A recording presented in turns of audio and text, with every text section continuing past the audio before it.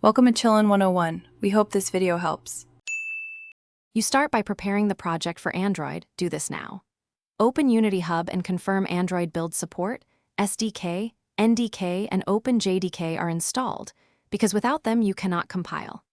Next, in player settings, set target API level, switch the scripting backend to IL2 CPP, and include ARM64.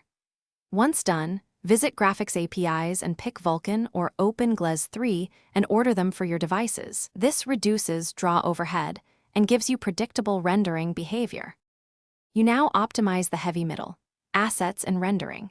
Compress textures with ASC or etc2, clamp max sizes and enable mipmaps to cut memory and bandwidth that lowers load time and thermal strain.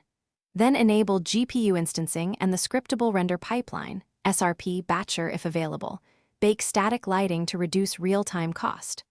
Also, replace complex shaders with mobile-friendly variants, reduce shader keywords, and implement LOD groups so the GPU only renders detail when needed.